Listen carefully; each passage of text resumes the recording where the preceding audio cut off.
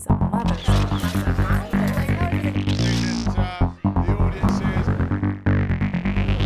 So you just mentioned social media. Well, firstly, are you on, the Twitter, the Instagram, Facebook, all that? I've had it for a while, but my Instagram was private, and I was like, I'm a mysterious actor girl, don't look at me. But now I'm just so much more open in all aspects of my life. So yeah, I'm on Instagram, Tanee _McCall. And I'm on Twitter, but not really a lot because it moves a little too quickly for me. Okay. Like, I don't get it. It's like the double dash I can't find. Yeah. Like, where do I look at? Where do I go? Facebook, all that. So yeah, Okay, so I have to ask. Recently, your ex put out his, I guess, new woman on Instagram. I don't know if you've God, seen this or my heard. text things were going off left. Yes, I was like, what is going on? Did you see it? How'd you feel? Of course, I clicked on it because I'm like, yeah, I did. They look very happy and very cute. She looks. I want to know what she puts in her hair because I'm trying to go natural. Curls are nice. Right? I'm like, what does she do? So, I really was happy that that I was happy for him. Like, all I wanted is him to be happy. So, okay. I have no. I wish I could. And I wish I was lying and I could give you something. But honestly, I'm. Yeah. It's weird to comment about your husband's girlfriend, but that's gross. It's social media. It's like you said, everything's so fast, and it's going to happen. So you are happy for him. Yes. I'm happy for both of them. Interview. Yeah. That you basically said, as far as him being fired from Scandal, that who are you to question Shonda Rhimes? Won't do it. I won't do it. And so, but truly, not asking you to question her, but there's so much going on right now with the athletes and this and that and all of the sort of domestic abuse and fights and all of that. Like, do you feel like that should end someone's livelihood? Truly, like, maybe not that specific case, but how do you feel about honestly, you have to take it case by case basis. I mean, someone can say anything. Anyone can make an accusation. You're innocent until proven guilty. So, it's hard for me to comment generally on something that I feel like is so case-to-case basis. If proven true and real, then I mean, personally, then yeah. I mean, do you think that the standard is different? Let's just say, I'm sure there's a bunch of doctors that have been accused of beating their wife or whatever, and they're probably still practicing because either A, there wasn't a video, or B, no one cared as much. I think it differs just because of the public figure aspect of it. Like, what we do, in a sense, is basically kind of a popularity contest to a certain extent. You know what I mean? It's kind of like homecoming king and queen, like who gets the most votes. Whereas, doctors and things like that, it's more skill-based. It's not really like the most popular doctor. So I'm not saying that it's okay or that we should have a double standard. I wish that it was fair across the board, but life's not fair. So I think that's why it's a little different, just because and it's ABC and it's Shonda and it's Disney, it's a female audience, so I can understand where why that decision was made. Do you believe in a volatile night, a volatile situation?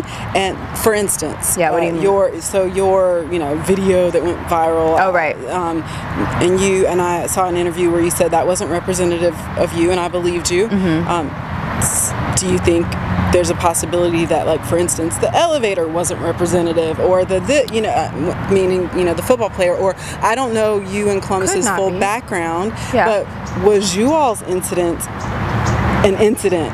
Was it? No, it was not. It was not just an incident, but as far as, like, I don't know, I don't want to comment about Ray Rice because I don't know them, but I don't believe that an incident is just an incident. Okay. Like, one incident is too many incidents, and I don't think it's. I mean, this is just my personal opinion. I don't think that a man just, like, whoops up on a woman just one night and then never does it again and has never done it before. Like, there's patterns, and that's with, like, anything in life. People's patterns, positive, negative, or indifferent. Like, So then, prior to your relationship and you finally breaking it off, ending, let's just say go back to when you and Columbus met. Do you recall things now that you're like, oh, I should have known that it could get to this point? Do you think that his success has something to do with it, or alcohol, or were there incidents where there wasn't you know what I mean? Like, do you really think?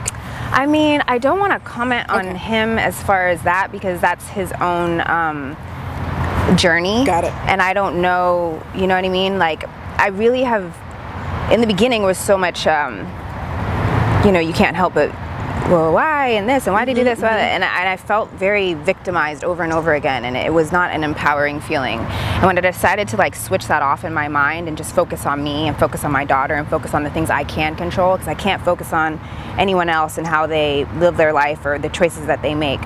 And anytime I put that helmet on of like thinking for him or speaking for him or wondering for him, it always sent me backwards. So, you know, I don't know. You would have to talk to him and ask him those questions, because I truly don't know. Do you really truly believe that you can love again and trust again? And oh my God, yeah, absolutely. Yeah, my heart is like very open. I'm a very loving person, and you know that I don't know about necessarily like marriage, the institution of that. I'm still, I don't know. I don't necessarily think it's, you know, I don't think it's necessary, but I know for sure that there'll be a love in my life. So what you just said, is that the same thing you would say to your daughter? Even because you feel that, okay, so you don't necessarily think that she would need to get married. You would be okay with her in a relationship with a man that loved her and cared. I would be okay with whatever, if man, woman, no bestiality, but I mean, as long as she's happy. Okay. Yeah, I'm for, like, I'm very free spirit. I'm just for whatever makes people happy, as long as you're not hurting other people. It's, you know what I mean? It's. So what's next? Yes, what's going on? I'm digging in again. You know, it was a lot being, you know, with someone so high powered, and I pretty much like stopped my career, and you know, was just on the Columbus-Short train. And you know what? That's one thing I wanted to ask you about that I forgot. So I also saw where you said when you used to audition for things that he was sort of involved in, you specifically never wanted him to, you know, let the connection be known between the two of you. Do you regret that? Do you still feel like that was, you know, there's another actress that we can think of right now that I know, her husband is like, you're my wife, why shouldn't you get the benefits of being my wife? I regret it. Well, I don't have regrets, but I have learning curves, and that was a learning curve. And I think that in hindsight, because I realized Hollywood is such about relationships and not necessarily talent based all the time, that I probably should have maybe tried to capitalize off that a little bit more. But you know, I come from like extremely serious arts high school, and you know, went to college for you know, dance and art, and I just really felt like it's got to be merit based, and I got to do this right, you know, or else when I got it, I wasn't gonna feel right about it. But now that I've like seen, you know, I've assessed kind of the business, I see that, you know, that was probably really stupid. What is but that? I'm okay with it. Yeah. Okay. Yeah. So that might be it. But what is the biggest thing you think you've learned and can take from the last 10? How many? Yeah, 9 years 10, of your life. As far as like with the marriage, or just in general? Yeah, both. I wish that I would have just trusted myself more. And I really wish that I hadn't been so fearful. Like, I let fear and doubt.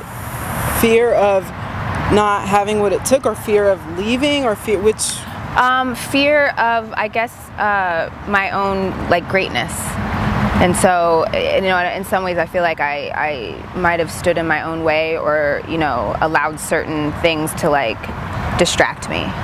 And so if anything, I wish that I just stayed focused on like my goal, and trusted like the way that I was doing things in the path that I was going on was the right direction for me, and not let, you know, friends or husbands or parents or society dictate that for me.